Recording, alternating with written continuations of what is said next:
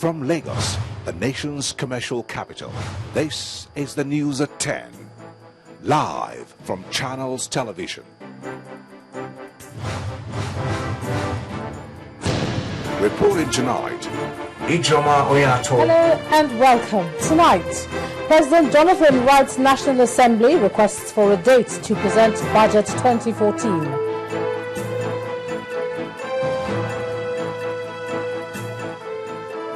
Department of State Security Service arrests father for allegedly kidnapping his own son.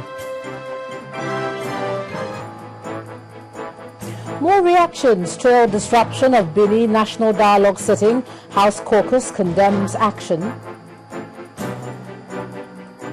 And 2 Kenyan soldiers jailed for looting during last month's attack on the Westgate shopping mall. And in business news, Nigerian National Petroleum Corporation raises alarm over drop of revenue from crude due to incessant attacks on pipelines.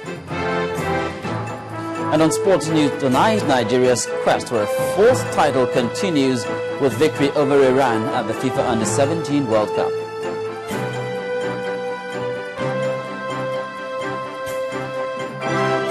Good evening. From Abuja, I am Linda Kibe. Former FCT minister asked civil servants to abide by the principles of fairness and integrity.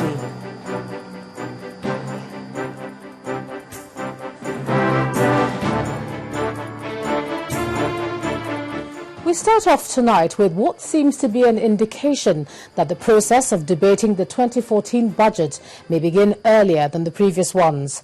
The President today kick-started the process by writing the National Assembly, requesting for a date to address a joint session of the Assembly.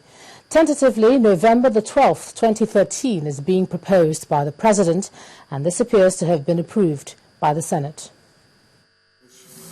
Observe the 21st of October. The first plenary session of the week in the National Assembly saw the receipt of a request by President Goodluck Jonathan to present estimates for the 2014 appropriation bill.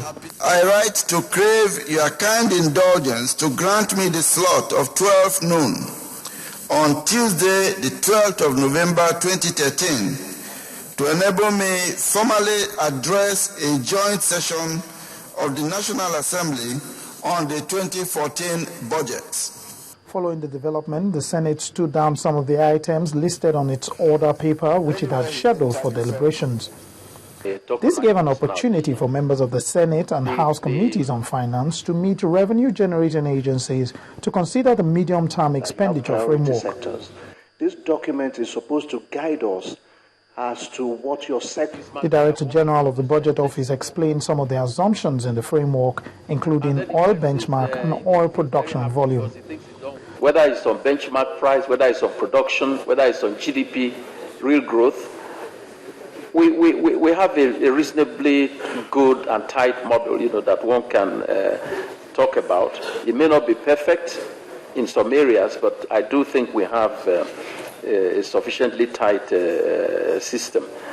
Questions on the current state of the Nigerian economy were brought up as the lawmakers sought to know whether Nigeria is broke. The country is not broke. That's what he said, and I'm affirming that. The quickly succeeding, that is the issue whether we can guarantee the states and local government councils statutory allocation and VAT allocation. Yes, to the extent to which we have those funds. Chairman, we are bankers to the government. And as long as there's money in the accounts, that's our responsibility to say that there's money in the account that we watch. They have already answered the questions. It will be recalled that President Goodluck Jonathan had on September 17th submitted to the National Assembly the 2014 to 2016 Medium-Term Expenditure Framework and Fiscal Strategy paper. Both documents set the parameters for the medium-term expenditure plan of government before the 2014 budget presentation. The Edo State Caucus in the House of Representatives is demanding the sack of retired Colonel Tony Nyam by the Presidential Advisory Committee on National Dialogue for shouting at the Edo State Governor at a meeting in Bini. The caucus expressed their condemnation of the attack on Governor Adams Oshomole, saying the incident was a sign of things to come at the proposed national conference. They said that they're in agreement with the governor that 10 previous conferences hadn't yielded any positive results. And that again brings to question the sincerity and the objectivity of the setting up of that panel and, of course, the proposed national conference as it is being pushed right now by the proponents. So for us, Colonel Yam should bury his head in shame. He is not qualified to hold such an office.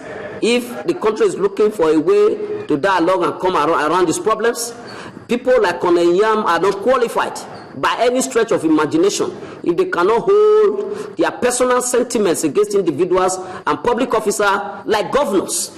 You know, for him to have stood up at that conference, bang the table and shout on his voice to ask the governor, a sitting governor of a state, to shut up and stop airing his opinion when he was not insulting anybody is most uncalled for and is unwarranted. And we urge that committee, if they are serious about their business, to do away with the services of Colonel Yam. But I'm even getting more worried just now, because if a governor is not free to express his objective views at a meeting of that kind, I wonder who in this country will have the freedom to freely express himself or herself at the conference. Well, staying with some broader activities of the House, and the House of Representatives has adopted the recommendations of its Committee on Justice on a bill seeking to put an end to prolonged court cases in the country. The House aims to achieve this by restricting stay of proceedings and a number of adjournment of cases. In his brief on the report, the chairman of the House Committee on Justice, Mr. Ali Ahmed, said the bill seeks to clearly define the process of plea bargaining in the Nigerian justice system and tie up loopholes that allow criminals to escape justice.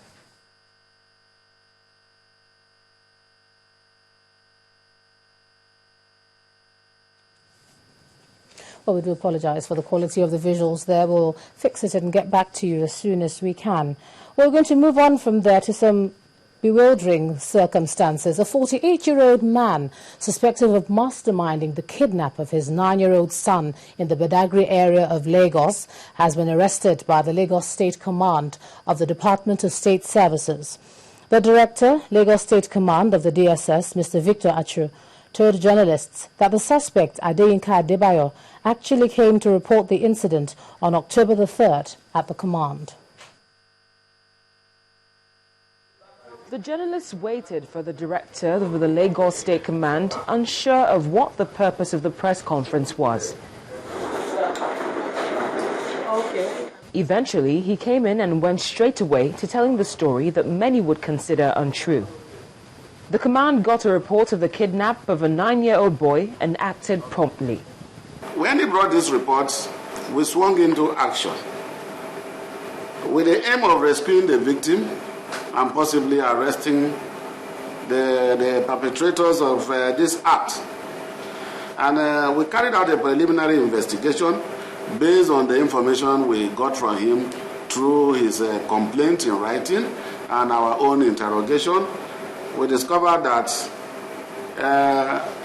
they said Emmanuel was kidnapped by one Kehinde Alonge, a female, who had demanded a ransom of 350,000 before the child could be released.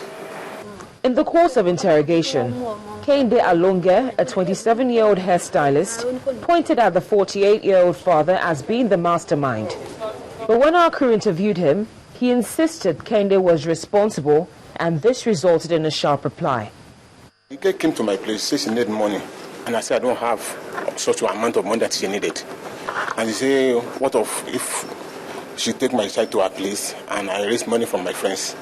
So and I said, no, there's no problem, I'm nobody about that. So that's why the incident happened. I see my John Ferra, but I said on the two. I was in Elisha when he called me to come to Lagos, that some people owed him money.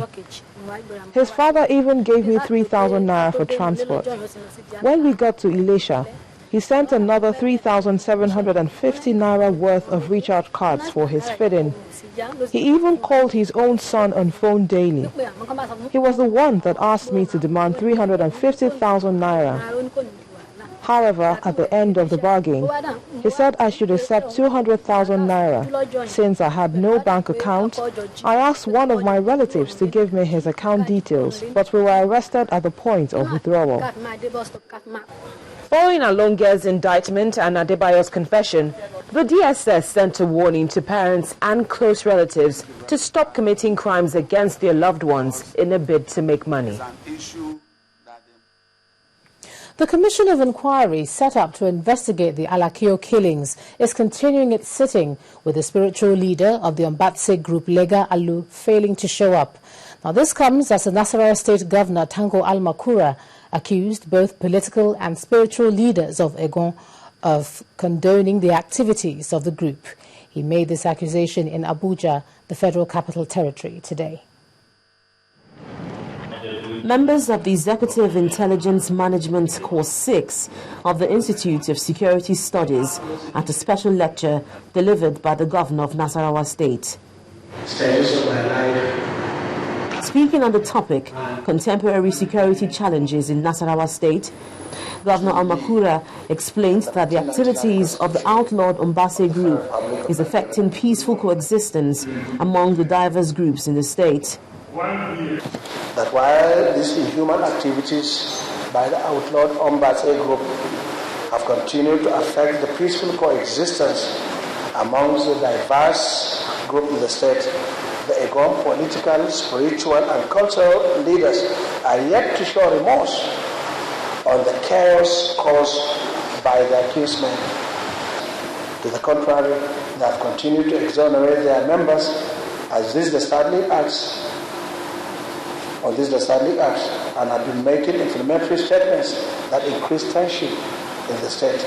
In a related development, the Judicial Commission of Inquiry probing the killing of security operatives in al-makura has declined an application for a bench warrant against the chief priest of the Ombase group, popularly known as Baba al-makura.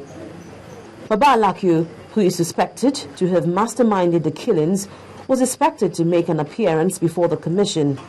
But after waiting for about 6 hours, the panel was asked to use other means to bring witnesses to testify before the panel.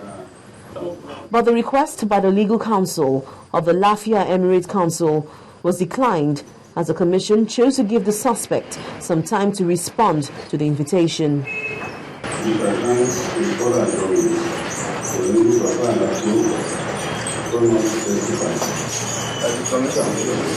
Baba al-makura had asked the state government to guarantee that he would not be arrested if he appears before the commission. This request has since been granted by the Nasarawa state government in writing. In part 2, after the break, we'll be joined by Linda Higbe from our Abuja studios. Plus, Niger State Governor Muazu Aliyu denies dumping the group of 7 governors. That's all in the moment. Please join us again.